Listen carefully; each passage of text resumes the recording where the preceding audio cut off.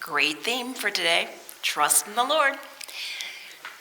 You all have been doing a lot of travel this summer. And why does it seem a lot of your travel involves South Dakota or Yellowstone? I'm just starting to notice a theme. Did you notice the newsletter this week? I mean, it's just like bison up the wazoo. And, it just makes me wonder, what's going on. And I was at a dentist appointment Thursday, and the hygienist asked me, so, done any traveling this summer? And my first thought was, I had to really think about it. I can't remember. And I'm like, well, why is it that everybody I know is going to like South Dakota or Yellowstone, or almost Yellowstone? Almost Yellowstone.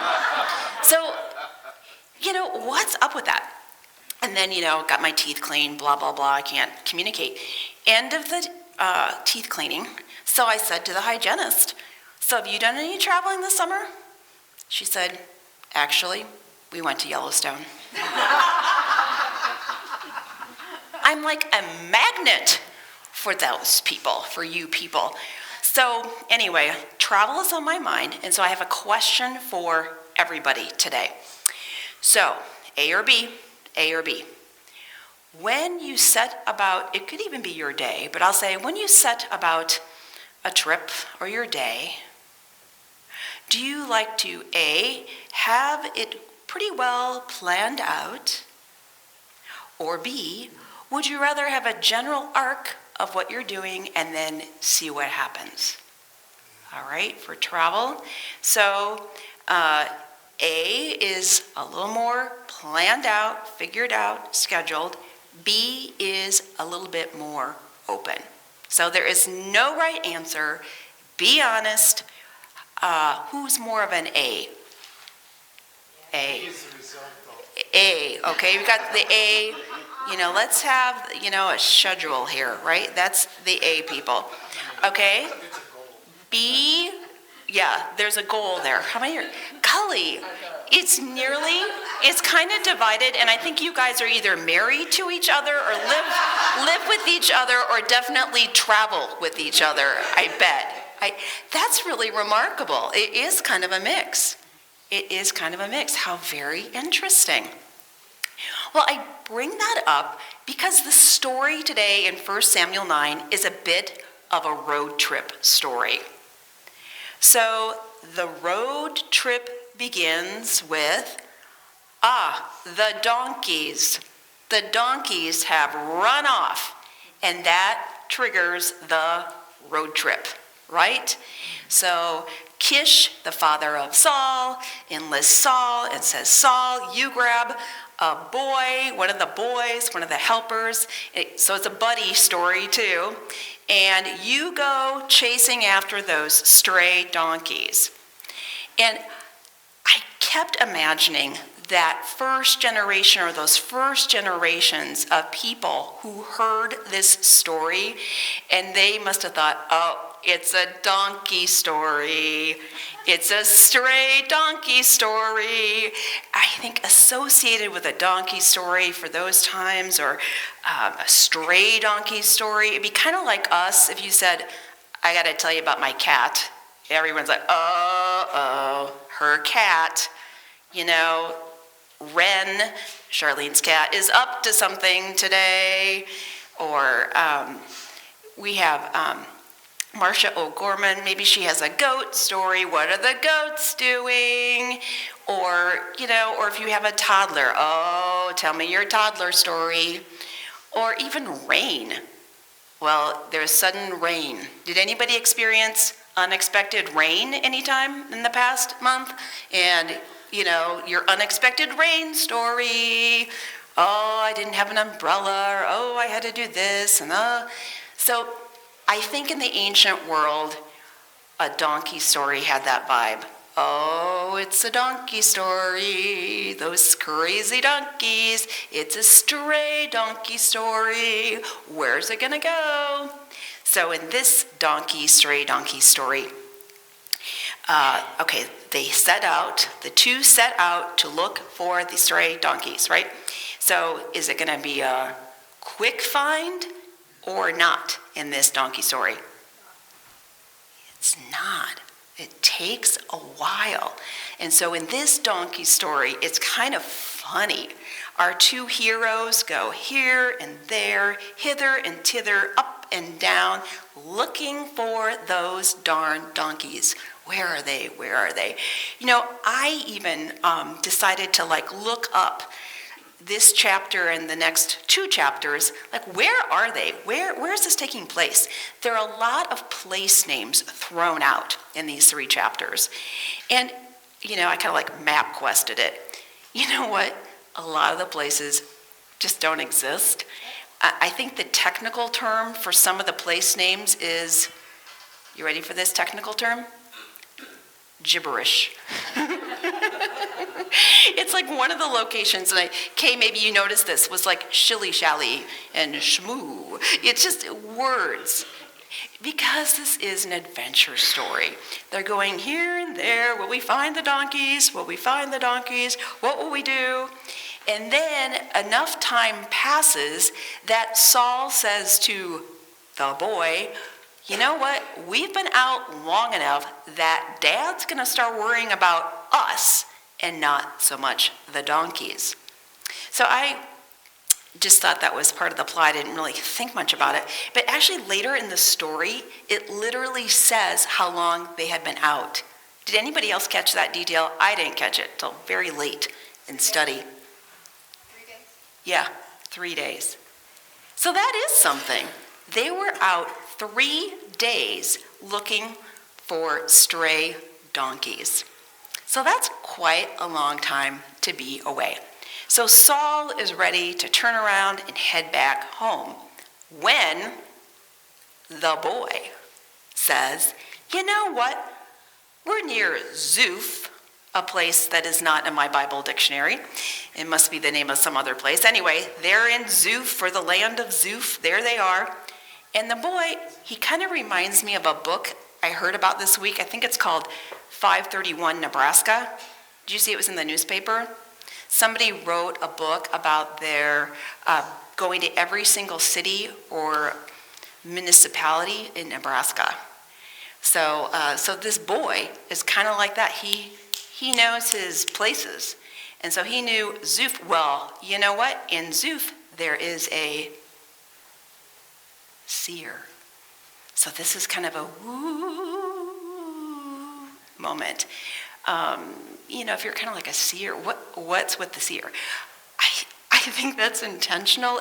It is a word that is in the Old Testament that gets translated in English as seer. And seer could be prophet, but it is kind of an odd word. So there is a seer. And the boy says, this seer is very honored. Many people know about this seer. And what this seer sees comes true. So, what an opportunity. Road trip, let's do it. Saul, hesitant, not so fast. We have no gift. Let's head home. The boy, I have a gift. I have a gift. This kind of reminds me of another travel story. Joyce, who's traveling the Camino, 40 days. He made it, by the way. We'll talk about that more in prayer time. Anyway, she was talking about there was a day on traveling, 40 days of walking, arduous walking. There was a day where 3 different times she's like, there are angels on the Camino, where she needed assistance, and people just came to her aid. So it's kind of like this boy knows what to do on a road trip. He has a gift. Okay, let's stay in Zuph. Let's check it out. Then, meanwhile, that seer, that mysterious seer, who does that turn out to be? Turns out to be Samuel. Well, we know Samuel. So 1 Samuel chapter 9 is meant to have suspense, mystery, and drama. It didn't say at the beginning, it's Samuel. In fact, the storytelling makes a big deal about the seer. The seer. And we condense the story. And, go back and read it for yourself and look for those details that show, okay, this is a story. I won't call it a tall tale. It is a story that is meant to be enjoyed. All these details about the mysterious seer. There's other characters who say, yes, if you go up to the hill, the seer will come and you will see the seer. And the seer has a banquet. There's so many different details. Come to find out, the seer is Samuel. So all of a sudden, we're back on the grid. Oh, this crazy donkey story is actually connected to the story in the previous chapter where Samuel is instructed to find Israel's first king. So then we go into another part of the story where we find out that actually Samuel, the day before, had a word from the Lord that tomorrow, at this time, you will see a man, and that person will be the next king or the first king of Israel. So Samuel, that wasn't a big enough clue for Samuel, because then the Lord starts to speak in the storyline here and says, yo, Samuel, this is the guy. Okay, so Samuel, he's on it, all right. This guy is the guy that the Lord told me about. But even so, Saul comes across as kind of dense. Like Saul goes right up to Samuel, who is allegedly a very famous seer that everybody knows about and the boy knew about, but Saul doesn't know about. Saul goes right up to Samuel and says, hey, do you know where I could find the famous seer in this town? And Samuel says, why, that would be me. So, and then, boy, does Saul get quite the change of plans. Samuel says to Saul, you know what? The donkeys are fine, and you have a date with destiny. And Saul is anointed king of Israel. Well, well, well. So what an amazing story. And if I was your English teacher, which I am not, and don't let me frighten you, but if I were, and which are great. English teachers are great, aren't they, Chris? They are absolutely great. They are wonderful, non-threatening, joyful, safe people, delightful, and we cannot praise them enough. So, but if I were that, I would tell you all, not right now, but reread 1 Samuel chapter 9. It is written to delight you. So we don't often say that enough about the Bible. We just so shrink the Bible and make it about black and white and beat people over the... We don't do that here at our church, but this book is full of delightful stories, and certain stories in particular, like this one, are meant to particularly entertain us. I mean, the story starts out with, what are they even talking about? They're introducing new characters, there's a new scene, and donkeys. What's going on? What's going on here?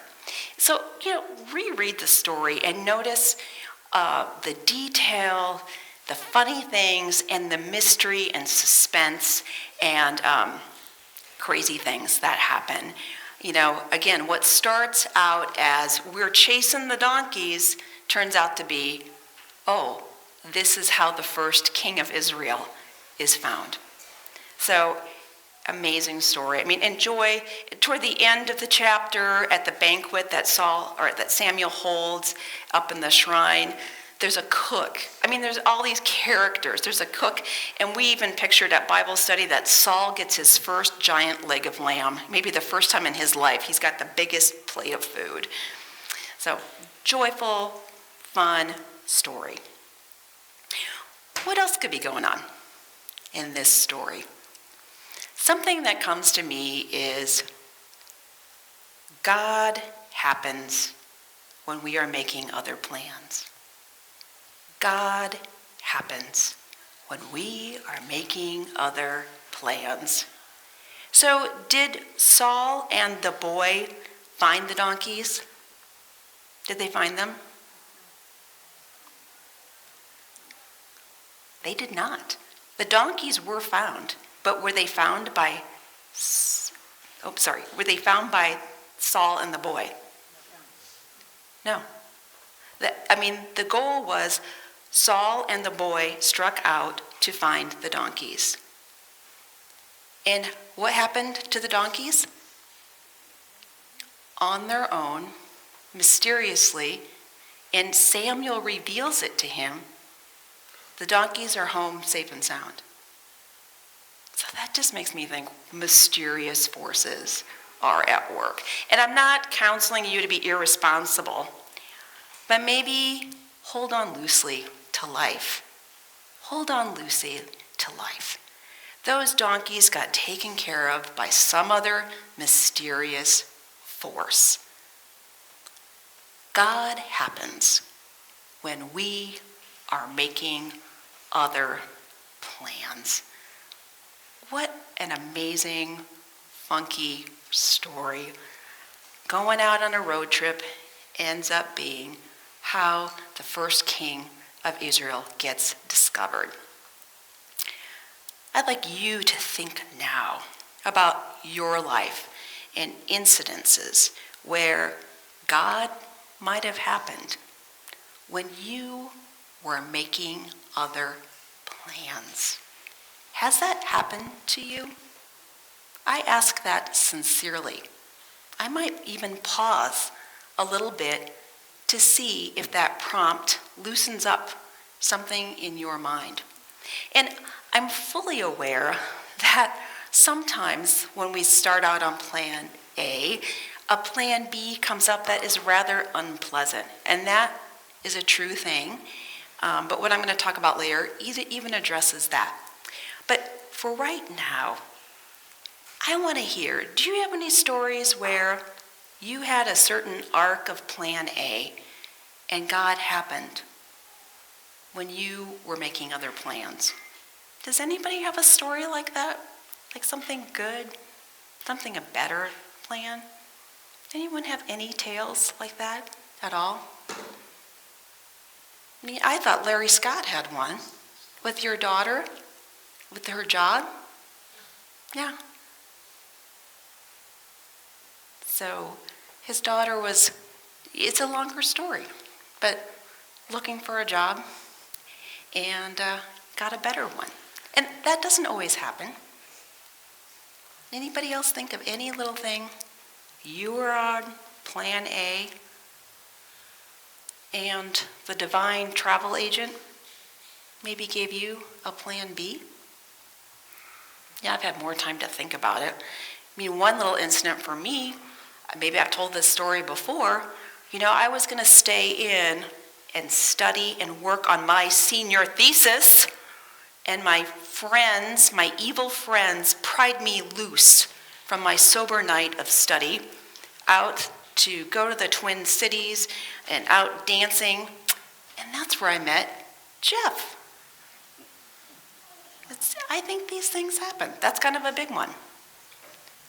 God happens when we are making other plans. And too often I think we have a sense of, and I've heard you all say this, even recently I've heard someone say this, the word regret. Like, oh, my life is supposed to go this way. And you have kind of regret. And this story seems to push back on that and say, destiny. Destiny.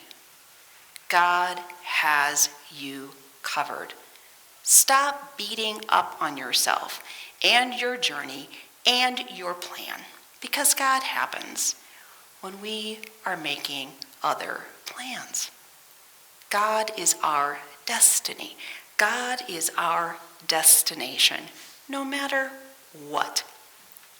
The last couple of weeks or so, I've had a phrase that has come to me that has been helpful to me. And the phrase is, let's see if I can think of it at the moment.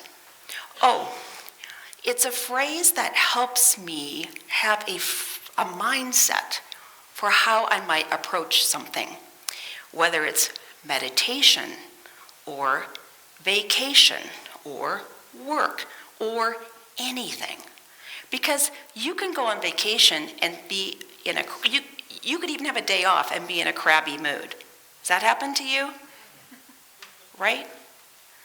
So here was something that helped sort of free me, having a mindset for how I might approach any given thing, good or bad.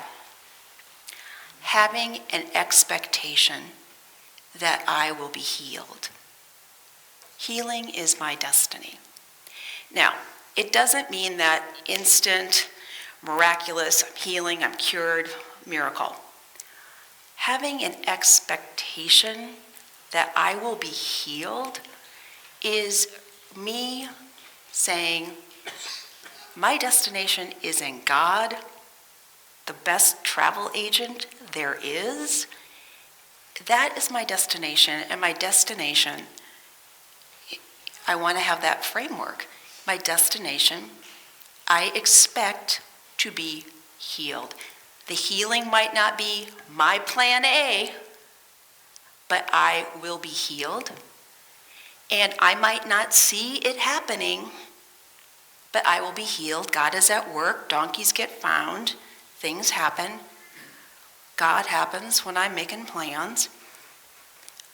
I have an expectation that I will be healed. And that's what the Bible's storyline is, that, spoiler alert, we are healed. We've already been healed. Healing is our destiny. Healing is our destiny.